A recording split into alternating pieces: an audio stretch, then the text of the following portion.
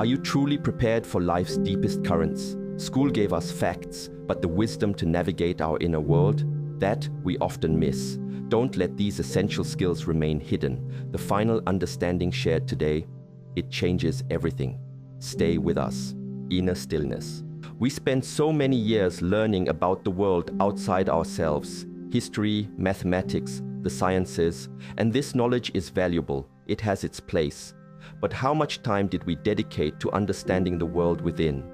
The landscape of our own mind, our emotions, the very source of our experience. This inner world, if left unexplored, can often feel like a turbulent sea, tossing us around with every wave of circumstance, every gust of emotion. The first skill then, a foundational one that formal education rarely touches upon, is the cultivation of inner stillness. Not an emptiness, not a void, but a profound quietude amidst the noise. A space from which we can observe, respond, and act with clarity rather than react with agitation. Imagine a glass of water filled with sediment. If you shake it, the water becomes cloudy, obscure. You cannot see through it. This is often the state of our mind when faced with challenges, with unexpected news, with the pressures of daily life.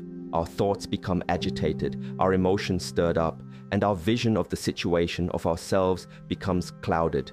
What happens if you set that glass down and allow it to be still? Slowly, patiently, the sediment begins to settle. The water clears. You can see through it once more to the bottom, to what is truly there. This is the power of inner stillness. It is the ability to allow the turbulence of the mind to settle, so that clarity can emerge. This isn't about suppressing emotions or denying thoughts. That would be like trying to hold the sediment down by force. It only creates more tension, more internal struggle. Instead, it's about creating the conditions for stillness to arise naturally. It is a practice, a gentle but consistent effort. Much like tending a garden, you don't force the plants to grow. You provide the right soil, the right amount of water, the right light, and then you allow the growth to happen. The soil for inner stillness is often found in simple practices, conscious breathing, mindful observation, or even quiet contemplation. Taking a few moments each day to simply sit, to feel the breath enter and leave the body, to notice the sensations, the thoughts, the emotions, without judgment, without needing to fix or change anything. This capacity to find a calm center is not a luxury. It is a fundamental necessity for navigating life with grace and wisdom. When we are still within, we are better able to listen to others, yes, but more importantly, to ourselves, to that deeper intuition, that quiet voice of understanding that is so often drowned out by the noise. Decisions made from a place of stillness are rarely regretted. Responses offered from a place of stillness are more likely to be compassionate and constructive. Even in moments of great difficulty, of pain or loss, this inner stillness can be an anchor, not preventing the storm, but helping us to weather it without being entirely swept away. School teaches us how to solve external problems, but this skill teaches us how to be with ourselves, how to find peace even when the external world is far from peaceful. It is the bedrock upon which many other essential life skills are built. It requires patience, it requires dedication, but the clarity and stability it brings are immeasurable. Aware presence. Following from the cultivation of inner stillness, we discover another essential capacity, one that transforms our entire experience of reality, the development of aware presence. This is more than just being physically in a place. It is about being truly there, with a quality of attention that is open, receptive, and fully engaged with the present moment. So much of our lives can be spent lost in thought, rehashing the past, worrying about the future, caught in endless internal dialogues. While the mind's ability to plan and remember is useful when it operates on autopilot, unchecked, it can rob us of the richness of the only moment we ever truly have, now. School teaches us to absorb information, to analyze texts, to recall facts, but does it teach us how to truly be where we are? Aware presence is like turning up the light in a dimly lit room. Suddenly, you see the details, the colors, the textures that were previously unnoticed. When we bring this quality of attention to our daily activities, whether it's eating a meal, walking in nature, listening to a friend, or even performing a mundane task, these activities are transformed. Food tastes more vibrant, the sounds of nature become a symphony, the words of a friend are heard with deeper empathy, and even simple chores can reveal a certain meditative quality. It's not about making every moment an intense spiritual experience, but rather about reducing the amount of time we spend on autopilot, disconnected from our own lives. Consider the act of listening. How often, when someone is speaking, are we truly listening? Or are we instead formulating our response, judging their words, or letting our minds wander to our own concerns? True listening, born of aware presence, is a gift. It means offering your undivided attention, receiving not just the words, but the subtle nuances, the unspoken emotions. This kind of listening builds genuine connection, fosters understanding, and resolves conflict far more effectively than a battle of pre-rehearsed arguments. School might teach debate, how to construct a compelling argument, but the art of deep, present listening is a skill learned through conscious cultivation of this inner awareness. This presence also extends to our internal world. With aware presence, we can observe our thoughts and emotions without being immediately swept away by them. We can notice the arising of anger, for example, like a cloud passing in the sky of our awareness, rather than becoming the anger itself. This creates a crucial space, a moment of choice. In that space, we can decide how to respond rather than simply reacting based on old patterns. This is the beginning of true emotional intelligence, not as a set of techniques, but as a lived experience of self-awareness. It is not about controlling thoughts and emotions in a rigid way, but about understanding their nature, their impermanence, and our relationship to them. This skill, this ability to be fully present with life as it unfolds, within and without, is a source of profound peace and freedom. It allows us to engage with life more fully, more authentically, and with a greater sense of connection to everything around us.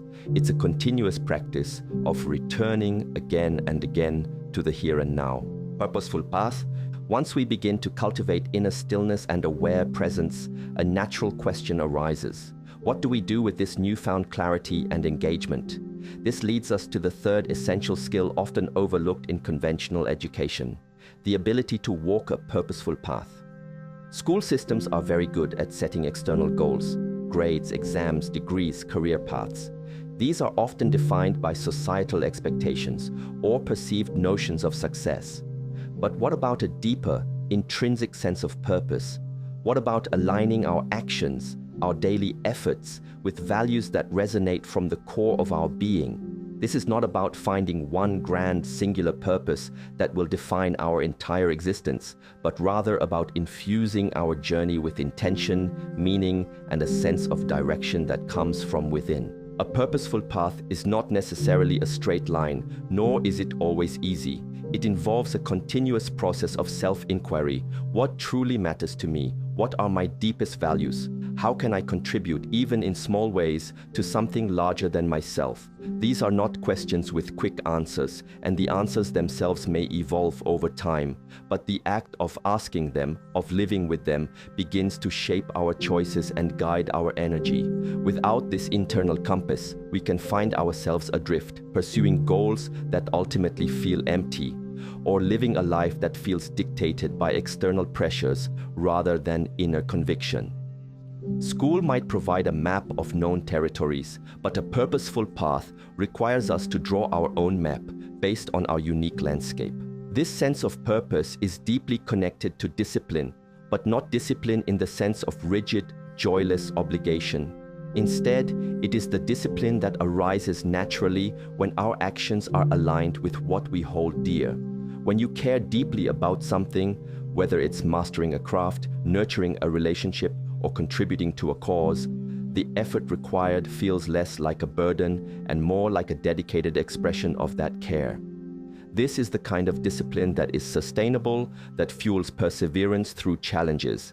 It's the difference between forcing yourself to study a subject you have no interest in versus eagerly dedicating hours to learning something that ignites your curiosity and passion. The latter requires effort, yes, but it is effort infused with meaning. Furthermore, a purposeful path involves understanding the connection between our small, everyday actions and the larger trajectory of our lives. It's about recognizing that how we spend our days is ultimately how we spend our lives. If our days are filled with mindless distraction or activities that contradict our values, it's unlikely we will feel a sense of fulfillment. But if we consciously choose to engage in activities, however simple, that align with our chosen direction, each day becomes a meaningful step. This could be as simple as choosing kindness in an interaction, dedicating time to a skill we wish to develop, or making a choice that supports our well-being. These are not grand gestures, but they are the building blocks of a life lived with intention. School teaches us how to achieve objectives, but discerning which objectives are truly worth achieving for our own authentic journey is a skill we must cultivate ourselves. It is about living proactively, not reactively, guided by an inner light. Embracing change. Life is, by its very nature, in a constant state of flux. Seasons change, circumstances evolve, relationships transform, and our own bodies and minds are continually undergoing processes of growth and decay. Yet so much of our formal education and indeed our societal conditioning subtly encourages us to seek stability, predictability, and permanence. We are taught to make plans, to secure futures, to build things that last.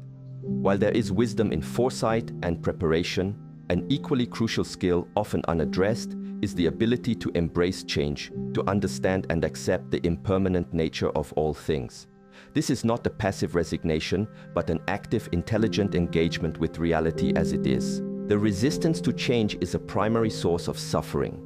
When we cling to how things were or how we wish them to be, and reality presents something different, we experience friction, frustration, and distress.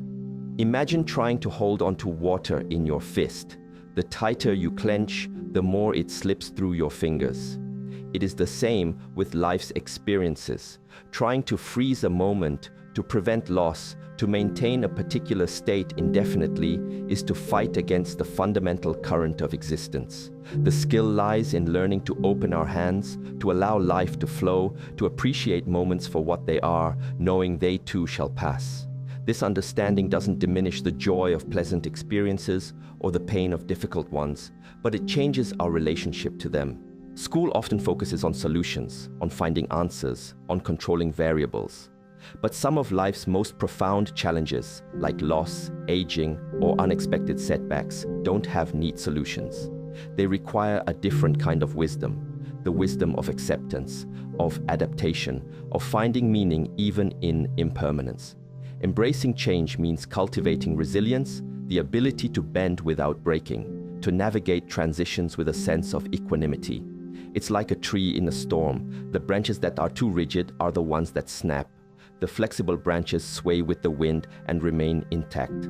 This flexibility of mind and spirit is developed through practice, through consciously observing the arising and passing of our own thoughts, emotions, and sensations, and through reflecting on the transient nature of all external forms. This acceptance of impermanence can also be a source of great freedom and appreciation. When we truly understand that nothing lasts forever, we are more likely to cherish the present moment, to appreciate the people in our lives, to engage with our experiences more fully. The fleeting beauty of a sunset is no less beautiful because it will end. In fact, its transient nature may enhance its preciousness. Similarly, knowing that difficult times will also pass can provide solace and strength. This is not about being indifferent or apathetic. It is about cultivating a deep, realistic understanding of how life works and aligning ourselves with that flow. School teaches us history, the story of past changes, but learning to live gracefully with ongoing, personal, and universal change is a skill that requires inner work, a shift in perspective from control to courageous participation. Knowing thyself, perhaps the most encompassing and vital skill that our formal education often only skims the surface of, if it touches it at all, is the profound, lifelong journey of knowing thyself. We learn about so many subjects, accumulate vast amounts of information about the external world, but the directive "know thyself," inscribed at the ancient temples of wisdom, points towards an inner exploration that is fundamental to a well-lived life. This is not merely about understanding our personality traits, our likes and dislikes, or our superficial characteristics. It goes much deeper, into the very structure of our consciousness, our ingrained patterns of thought and behavior, our hidden assumptions, our deepest fears, and our highest potentials. School assessments often measure what we know, what we can recall, or how well we can perform specific tasks. But self-knowledge is not something that can be graded by an external authority.